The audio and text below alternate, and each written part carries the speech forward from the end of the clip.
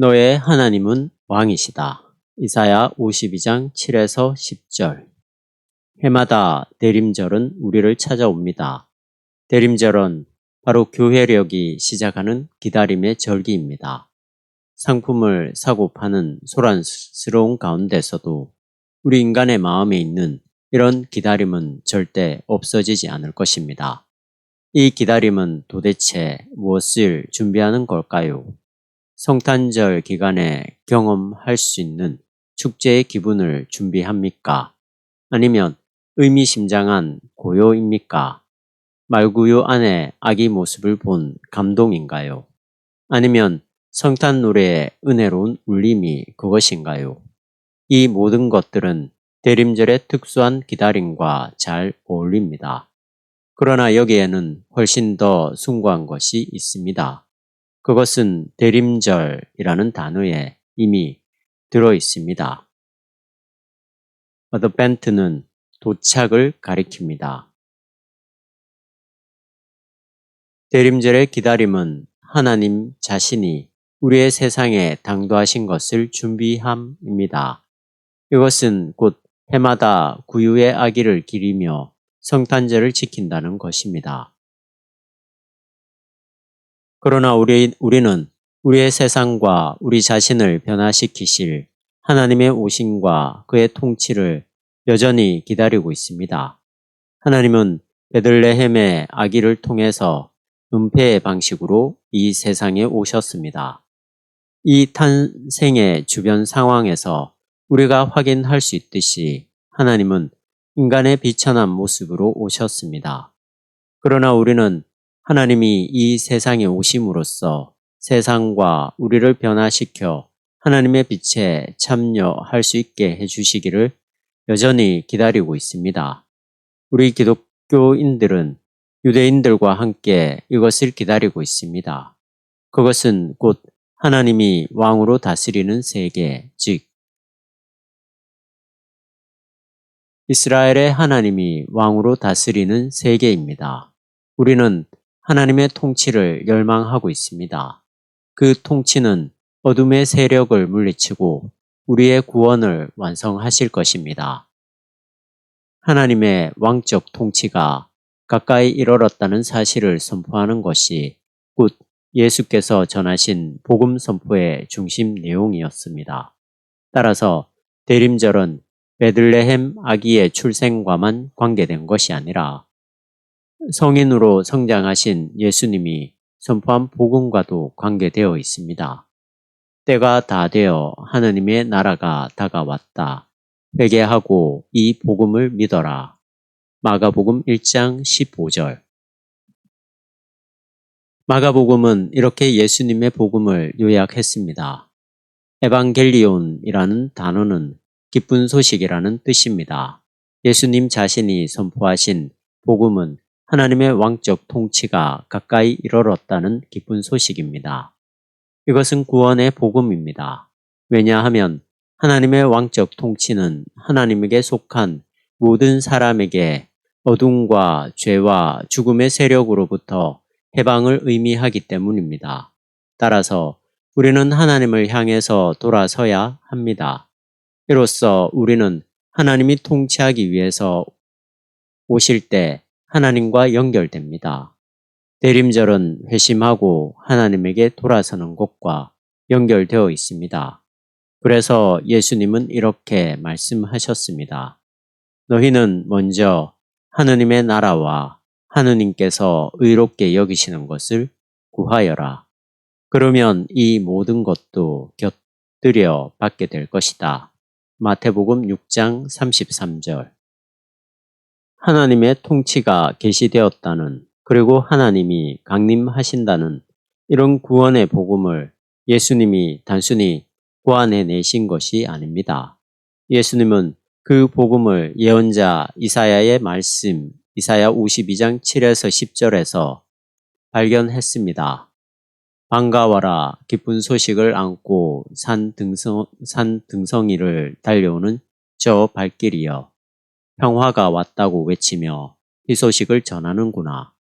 구원이 이르렀다고 외치며 너희 하나님께서 왕권을 잡으셨다고 시온을 향해 이러는구나. 들어라, 저 소리, 보초에 외치는 소리. 시온으로 돌아오시는 야훼와 눈이 마주쳐 모두 함께 환성을 올리는구나. 예루살렘에 무너진 집터더라. 기쁜 소리로 함께 외쳐라. 야훼께서 당신의 백성을 위로하시고 예루살렘을 도로 찾으신다. 야훼께서 만국 앞에서 그 무서운 팔을 걷어붙이시니 세상 구석구석이 우리 하나님의 승리를 보리라. 기원전 6세기 바벨론 포로기에 활동했던 제2 이사야의 말씀이 여기서 핵심입니다. 그는 지금 바벨론으로부터 예루살렘으로 달려온 사자에 대해서 언급하고 있습니다. 이 사자는 바벨론 제국이 무너졌다는 기쁜 소식을 예루살렘 주민들에게 전하기 위해서 달려왔습니다. 제국 바벨론은 기원전 586년에 예루살렘을 공격해서 초토화했습니다. 바벨론의 멸망은 바벨론에 의해서 포로로 잡혀갔던 사람들이 돌아온다는 의미입니다. 자기들의 친척이 있는 예루살렘으로 귀환하는 것입니다. 바벨론이라는 세계 제국의 함락은 세계사적 전환인데 이사야에 의하면 이 사건은 곧 이스라엘의 하나님이 왕권을 행사하기 시작했다는 뜻이었습니다. 왜냐하면 예언자는 하나님의 이름으로 페르시아의 왕 키로스가 바벨론을 정복할 것이라고 선포했기 때문입니다. 그래서 예언자는 하나님의 이름으로 제국을 세우기 위해서 이스라엘의 하나님이 페르시아 왕을 선택한 것으로 이해했습니다. 예언자는 바벨론에서 기쁜 소식을 갖고 달려오는 사자를 보았습니다. 그런데 이 소식은 페르시아의 키로스가 왕이 되었다는 게 아니라 이스라엘의 하나님이 왕이 되었다는 것이었습니다. 이런 소식을 들고 달려오는 사자의 발걸음이 억압받다가 이제 자유를 되찾게 될 백성들에게 얼마나 반가웠을런지 우리는 헤아릴 수 있습니다. 예언자의 기대는 제2 이사야가 희망했던 것처럼 완전하게 성취되지는 않았습니다. 페르시아 왕 키로스는 그의 제국을 유대 하나님의 이름으로 세우지 않았습니다. 세계의 통치는 다른 제국의 손으로 넘어갔습니다. 새로운 억압이 발생함으로써 자유를 향한 열망은 계속되었습니다. 그래서 예수님 시대의 이스라엘 백성들은 하나님의 미래를 열렬하게 기다렸습니다. 하나님의 왕적 통치의 계시를 말입니다. 예수님은 이사야가 전하는 복음을 새롭게 전합니다. 기쁨의 복음을 선포합니다. 왕이신 하나님의 통치가 가까이 이르렀다고 말입니다. 그렇습니다. 그 통치가 이미 계시되었습니다. 여러분도 그것에 관심을 기울여야 합니다. 하나님만을, 하나님의 미래만을 철저하게 신뢰해야 합니다. 하나님의 왕적 통치는 인간의 구원입니다. 제2 이사야와 마찬가지로 예수님에게도 이것이 바로 핵심 사상입니다. 따라서 하나님의 왕권을 알린다는 것은 기쁨의 소식, 즉 복음을 가리킵니다. 그러나 예수님의 경우에 하나님의 왕권의 계시는 제2 이사야의 경우와 달리 더 이상 세계사적 변혁과 연결되지 않았습니다. 그것은 예수님이 말씀하신 믿음에서 일어납니다. 완전히 하나님의 왕권에 모든 것을 맡기는 사람에게는, 즉 자기가 살아가는 모든 삶의 문제를 그 왕권 밑에 굴복시키는 사람에게는 하나님의 통치가 늘 지금 함께 합니다. 예수님의 부르심에 따라서 완전하고 철저하게 하나님을 신뢰하는 사람의 삶에는 하나님의 통치가 이미 함께 하십니다. 이런 일은 모든 사람의 마음에 은폐의 방식으로 일어납니다. 드러나지는 않지만 그렇다고 해서 실제로 일어나지 않는 게 아닙니다. 그것은 하나님이 믿음을 통해서 우리를 통치하신다는 예수님의 복음 선포 활동으로서 일어납니다. 오늘 우리 기독교인들이 하나님과 그의 왕권의 도래를 다시 믿기만 한다면 우리의 마음에서 그 통치는 시작할 것입니다. 오늘 우리의 삶을 지배하고 있는 악마들은 즉 소유욕과 시기심, 사랑 없이 일어나는 성욕 중심의 삶, 무한정의 방종을 자유와 혼동하는 일 등등 이 모든 것들은 다음과 같은 예수님의 말씀 그대로 우리의 삶에서 괴멸될 것입니다. 그러나 나는 하느님의 능력으로 마귀를 쫓아내고 있다. 그렇다면 하느님의 나라는 이미 너희에게 와 있는 것이다. 누가복음 11장 20절.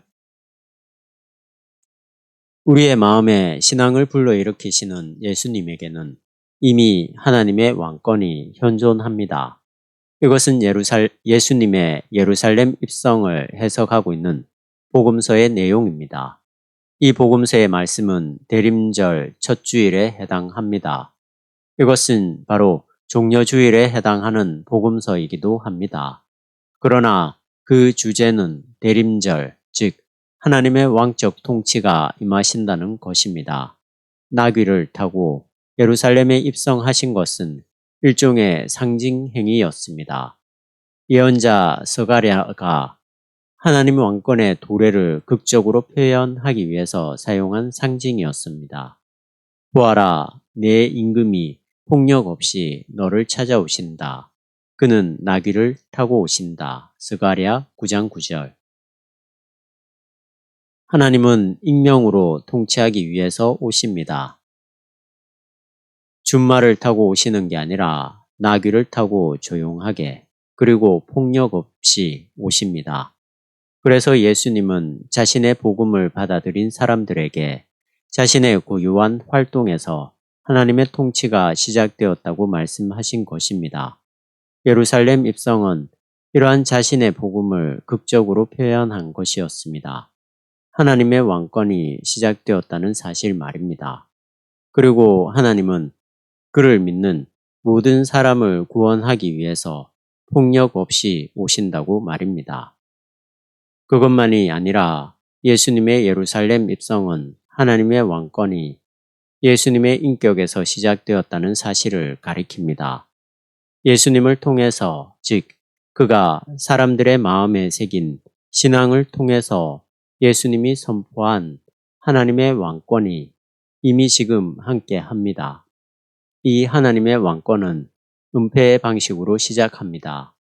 이 은폐성은 곧 예수님이 한 마리의 암나귀를 타고 예루살렘에 입성하신 사건의 임명성, 베들레헴의 빈 구유 속에 있는 임명성과 같으며 또한 믿는 마음의 고독에 있는 임명성과 같습니다. 대림절은 성탄절을 기다리며 준비하는 시간입니다. 이것은 단지 성탄절에 먹을 빵을 굽는 것만이 아닙니다. 오히려 우리는 왕권의 계시를 위해서 하나님이 오신다는 사실을 마음속 깊이 준비하도록 초대받았습니다. 그런데 우리의 기다림은 해마다 반복된 것처럼 오직 구유의 아기만을 위한 것은 아닙니다. 왜냐하면 새로운 생명이 세계의 빛을 비추었기 때문만이 아니라 예수님의 인격 안에서 우리를 구원하시려는 하나님 왕권의 미래가 이미 열렸기 때문입니다. 1998년 대림절 첫째 주일 민회 마테우스 교회